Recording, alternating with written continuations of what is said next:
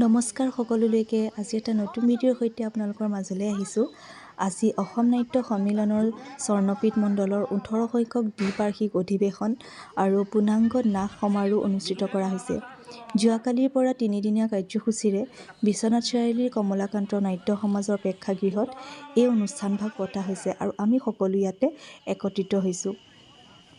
আজিৰ দ্বিতীয় দিনা কাৰ্যসূচীত পুৱা তোৰণ উন্মোচনৰ লগতে স্বৰ্ণপীঠ মণ্ডলৰ পতাকা উত্তোলন কৰা হয়। অসমৰ নাট্য সন্মিলনৰ স্বৰ্ণপীঠ মণ্ডলৰ পতাকা উত্তোলন কৰে সভাপতি হিৰণ্য হাজৰিকাই। আদৰণি সমিতিৰ পতাকা উত্তোলন কৰে আদৰণি সমিতিৰ সভাপতি তথা বিশ্বনাথ বিধায়ক প্ৰমোদ বৰঠাকুৰে। লগতে শাখাৰ সভাপতি, শাখাৰ পতাকা প্ৰতিখন জিলাৰ সভাপতি তথা স্থানীয় বিশিষ্ট ব্যক্তিসকলৰ দ্বাৰা সৰ্বমুঠ ৬২খন পতাকা উত্তোলন কৰা হয়। আৰু আজিৰ এই অনুষ্ঠানত প্ৰায় ২৫০ গৰাকী মহিলাই নাট্য সন্মিলনৰ পতাকা উত্তোলনৰ গীত পৰিৱেশন কৰে। ইয়াৰ পিছতে প্ৰদৰ্শনী আৰু বাণিজ্য মেলাৰ দ্বাৰা উন্মোচন কৰে জ্যেষ্ঠ সাংবাদিক নিৰঞ্জন হাজৰিকাই। আৰু অতি ভাল লগা সময় এইখিনি, যিহেতুকে সকলো ইয়াতে আহি সমাবেত হৈছে আৰু সকলোখিনি দেখুৱাৰ উদ্দেশ্যে আপোনালোকক আজি ভিডিঅ'টো মাজলৈ লৈ আহিছোঁ। গতিকে ভিডিঅ'টো শেষলৈকে চাই থাকিব।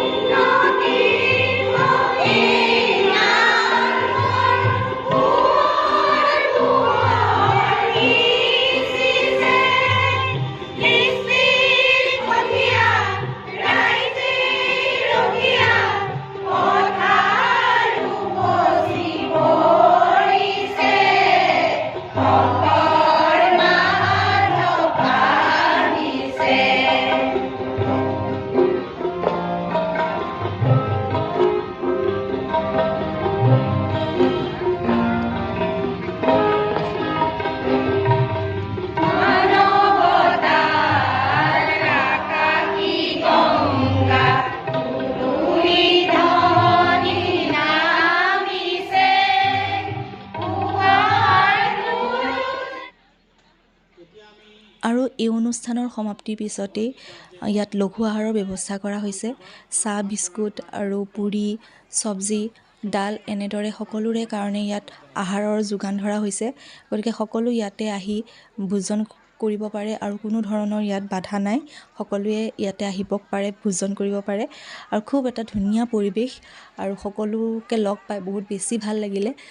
সকলোৰে লগত উঠা কেইখনমান ফটো আপোনালোকৰ লগত শ্বেয়াৰ কৰিছোঁ আৰু আজি ভিডিঅ'টো ইমানতে শেষ কৰিছোঁ।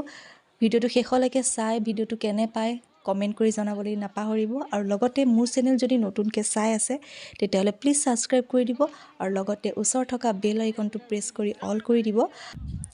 আৰু আকৌ এবাৰ মোৰ চেনেললৈ স্বাগতম জনাই আজিৰ এই ভিডিঅ'টো ইমানতে শেষ কৰিছোঁ। ধন্যবাদ।